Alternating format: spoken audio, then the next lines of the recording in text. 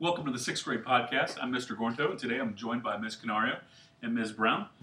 We're going to discuss what we're doing this week. This week we're talking about Standard 2.1, which is classify organisms as producers, consumers, scavengers, or decomposers according to their role in a food chain or food web. This is kind of a review. This is stuff that you've already had in elementary school. This is stuff that we've discussed this week already. We're going to discuss again today.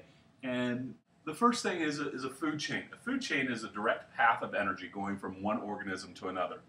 This gives us just a little snapshot into an ecosystem or even an organism. This is kind of like if I were to ask you what you had for dinner last night. You know, that gives us a little insight into what you ate, but it doesn't give us an overall insight into what you eat on a regular basis. Okay, so what we need to do is talk about how a food chain works to begin with. So the energy has to come from somewhere, and it originates from the sun. Well, the sun's energy is used by producers. Now remember, produce means, plants. And the word produce means to make. So producers are organisms that use the sun to make their food. They go through the process of photosynthesis, changing the sun's energy into sugar that they store as their own food source. Like it says here, producers are mostly plants.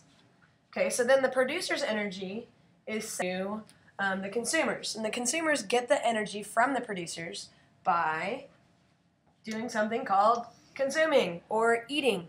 Okay, so if you notice, the arrow is going from the producer to the consumer. That's not because it's showing what eats what. It's showing that the energy is flowing from the producer to the consumer when the consumer eats the producer. So there are several types of consumers. The first is herbivore, and then there's omnivore and carnivore.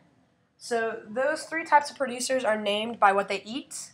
So herb is a root word for plant, carni is a root word for meat, and omni is a root word for all. So herbivores eat plants only, omnivores eat meat and plants, and carnivores eat meat only. Now, those are not the only consumers. There are other consumers as well. There are insectivores and also scavengers. So we're going to go on to scavengers. Okay, the word scavenge means to look for. So a scavenger looks for its food, but it doesn't just look for like plants and berries and nuts to eat. It's looking for meat to eat. So the difference between a scavenger and a carnivore, because they both eat meat, is that a carnivore is going to hunt and kill for its meat, and a scavenger, because scavenge means find, a scavenger is just going to find its meat as a dead and decaying animal. So this would be things like vultures, also raccoons are scavengers, but they're another type of consumer, but they will eat consumers. Okay, usually we'll have like 4 or 5 different consumers, and then also maybe a scavenger inside of a food web. But then a lot of times a food chain. But a lot of times the food chain will end with our last, a decomposer.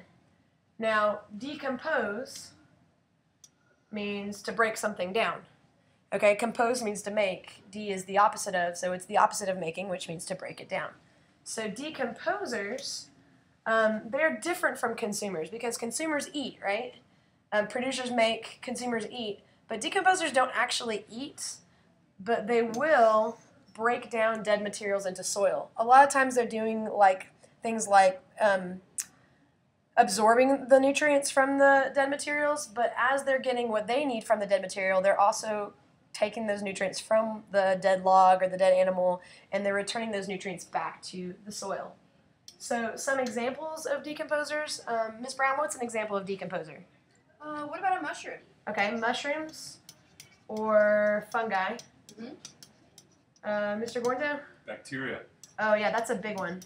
Bacteria. That's one that's hard for us to remember because we don't really see it, but we definitely see the effects of it. Worms can be considered decomposers. Do either of you have another one? I think that maggots can sometimes be decomposers. So maggots are the larvae stage of a fly. Okay, so that's a food web. Energy from the sun goes to producers, energy from producers goes to consumers. There are several consumers which will eat each other and producers. Then the consumer will die and can be eaten first by the scavenger, and then whatever the scavenger leaves behind, the decomposer will break it down and send those nutrients back to the soil. All right, so next we're going to talk about a food web. And when we're talking about food webs, we're still talking about the flow of energy. We're talking about how they consume energy, an animal consumes energy based on what they're eating. So the food web is just showing multiple feeding relationships between an organism and an ecosystem. So let's take a look at the ecosystem we've got here. We've got a salt marsh, we've got some smaller fish, we've got some snakes. So I would say that we're looking at the Everglades ecosystem. Now pay particular attention to the arrows. Notice that the arrows are not pointing to what is being eaten, but pointing to the flow of energy. So we've got an arrow going from algae to a snail.